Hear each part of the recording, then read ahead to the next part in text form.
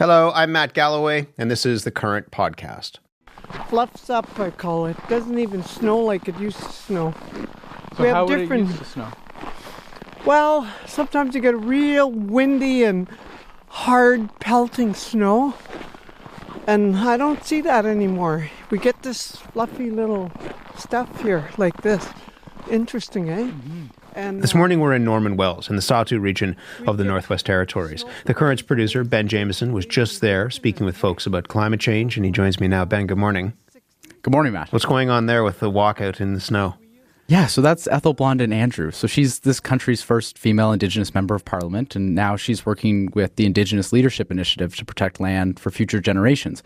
And we're walking along the banks of the Mackenzie River. And you can hear it from Ethel there. Communities like this one are very much on the front lines of the climate crisis. Whether it's fires, droughts, floods, and more, people are really feeling the pressure. The bell's been ringing, but nobody's paying attention.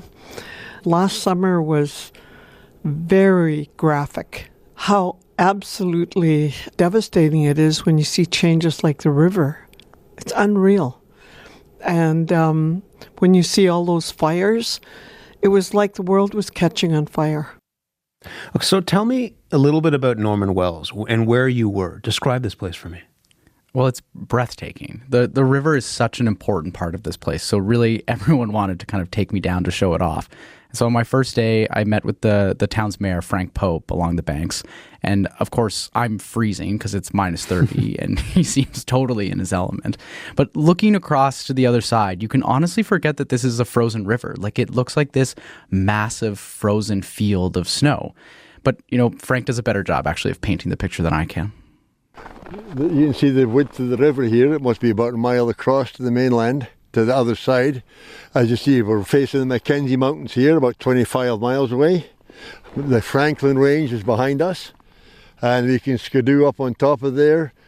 I've gone a day up here where I've seen moose, caribou and muskox all on the same trip, because we were abundant with wildlife around here.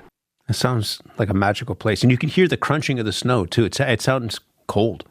It was, and it really does. It is a magical place. And so we're overlooking the river and the mountains, and, you know, I'm just imagining what it's like to see a caribou in real life. And then you turn down the river and you notice this other side of the place. So you can see from here the 6 artificial islands. Bear Island, Goose Island, both with oil underneath them and pump jacks running all the time. Then they ship it across through these connections and in the central processing facility on the mainland here, Imperial Oil. They process the oil, it goes through the pipeline to Zama. So Norman Wells is an oil town as well. Yeah, with a long history. Back in the 40s, Norman Wells was the start of what's called the Canal Trail. It was a pipeline taking oil from Norman Wells to Whitehorse, then on to the Pacific during the Second World War. And there's been lots of industry and exploration since. And as you heard, Imperial is still there, sending oil down to Alberta. What does that mean for the town? Well, like all industry towns, like there's booms and busts, and the town is at the mercy of that. And now on top of that, the community is dealing with another crisis outside of their control with climate change. The road seems to be handling fairly well this year. I know that the government set a date there for the 15th, and they extended that date again. And I've seen years where it's been a lot worse than this. I've seen years where it's been better. I mean, where are you now, Ben? So you're hearing Brandon Scott, and he's the town's fire chief. And he took me on a drive for what's called the Winter Road around town. And other than flying in, this is the only way you can get in and out of the community during the winter. What do you drive in when that is the only way in and out on a winter road? Well, basically anything, like a regular truck or a transport truck, what have you. We're in kind of a small fire truck. It almost looks like an ambulance. And we're weaving in and out, trying to avoid these pretty big ruts in the road. And of course, as you heard, it's coming to the end of the season. So the road is starting to show some signs of melting, but so far so good. This year, I think we're doing okay. The sun has been, doing its thing, but I don't see any black patches in the road yet. There's no mud. The vehicles are not coming back covered in... you'll know when the road is getting close to being done, because every vehicle that you see will be covered in black. There'll be mud over everything. So I think we're doing okay this year. And people use these roads for everything. They drive to other communities or down to Yellowknife. And on top of that, you've got these convoys of transport trucks hauling everything from diesel fuel to groceries to even like whole prefab homes. And honestly, the winter road is incredibly important. What does it actually look like, this road? Well, it honestly looks just like a road made of snow. I was picturing, going across a frozen lake, but we're just, we're in the woods basically, just on a road that's snow. And so I went out with Chris Chivers, actually, he works for HRN Contracting, and he builds these things.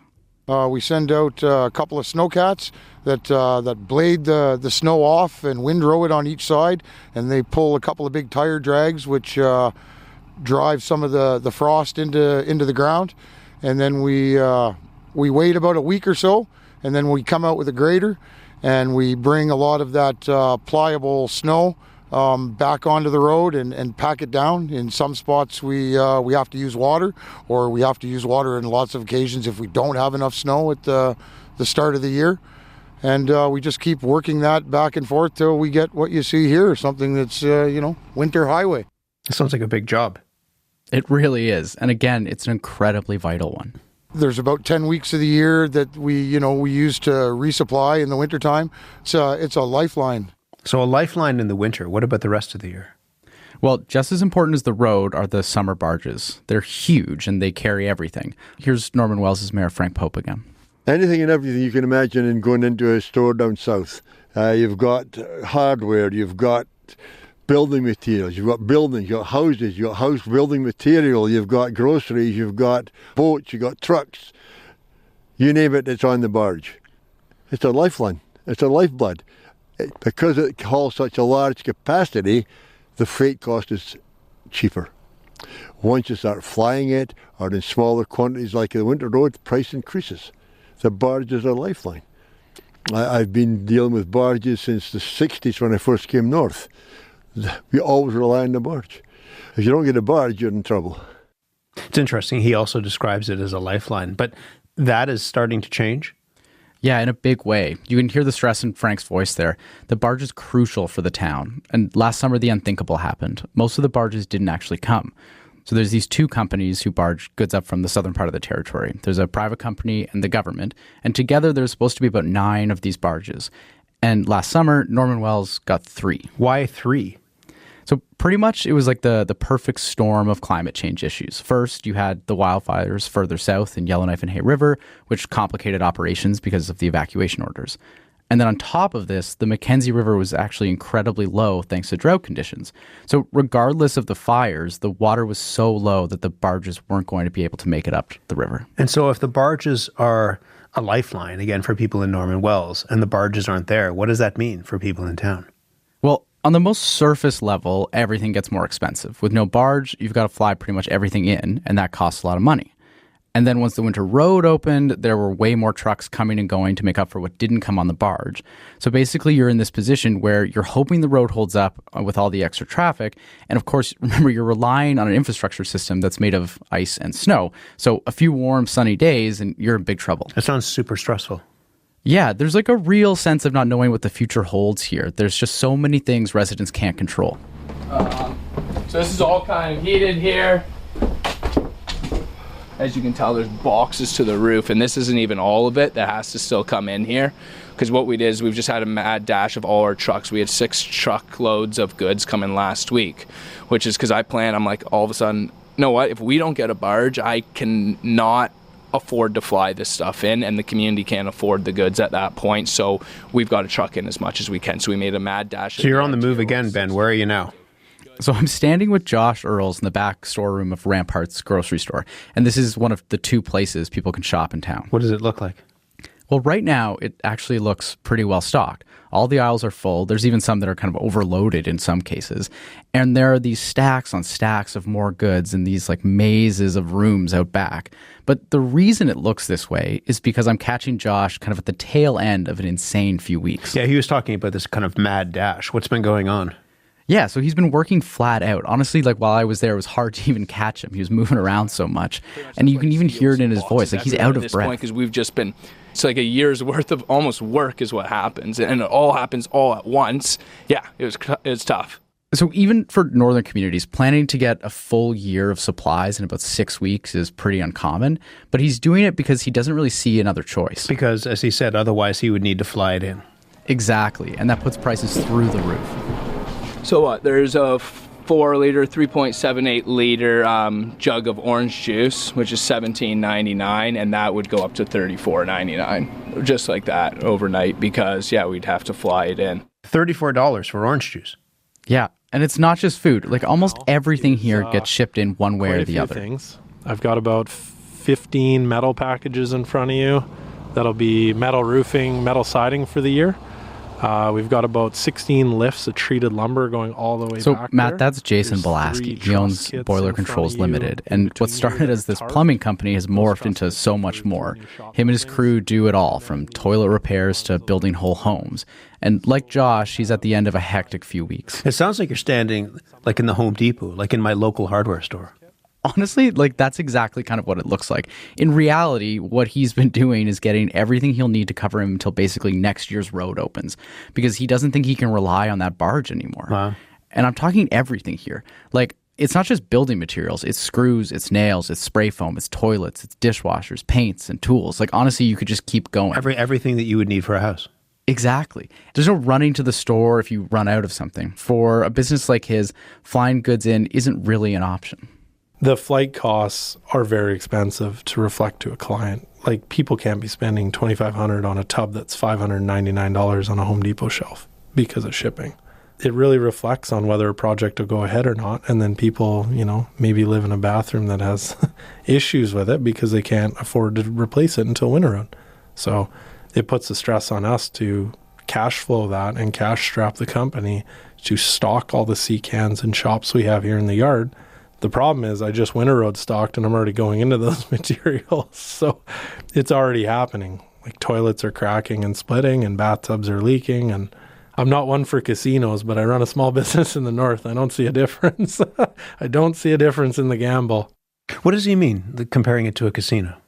Well, both Jason and Josh are out $500,000 each from buying this amount of goods this far in advance. Wow.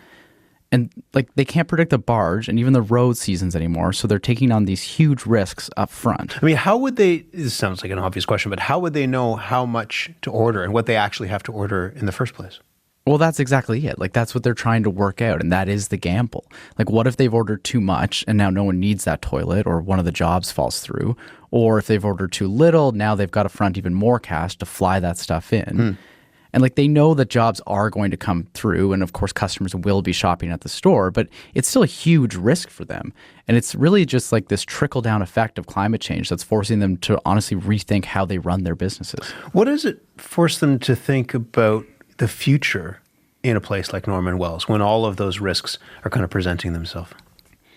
Yeah, like that exact thing is on everyone's mind, and everyone has different takes. Like people like Frank, the mayor, or Jason, like we just heard, like they've been here for a long time and they're not planning on going anywhere. But I met the Tayag family, Melody and Peter, and they both work for the town. And they're originally from the Philippines, but have lived in Norman Wells for about 5 years now with their 2 kids. I can imagine that Norman Wells would be a big change for them.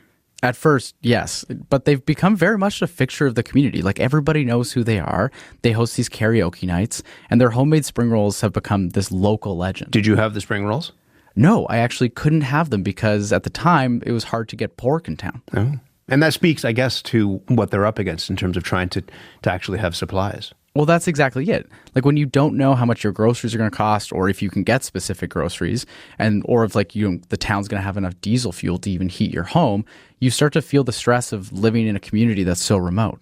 I'm always thinking about my kids' future. Do we going to survive here on their education? Do we gonna survive here, or what they needs, like leisure and everything? All those stuff we're thinking about for kids. For us, we don't think about it for us anymore. We're thinking about all for the kids and everything. Sad to say, but that's the reality here in Norman Wells. I know we want to give the best stuff or future for the kids. Like, we need to save for them. Not for us, but most of them we just prioritize for the kids. So that's why at some point, like, we're thinking if we're like moving, not really soon, but most probably we're planning for the sake of the kids. This is something I heard a lot of from people around town. People are thinking in terms of survival. Like that exact word, surviving, was something that kept coming up. Here's Frank Pope again. It's a tough time right now. And the cost of living here is really hurting people. The cost to just survive is bad. But nobody after payday has got any free money. Pay their bills, fill the groceries up, and there's nothing left. We're a well-paying community. People earn good wages who do work here. But I think the cost of living might not by, I'd say, between 200% and 300% in some commodities, and mainly groceries, because of the unreliability of delivery. Everything's getting flown in now. Everything is being flown in, other than what's on the winter road. That's a tough mindset to be in. It is. And we heard Ethel Blonde and Andrew earlier, and I asked her about people weighing their future in this place.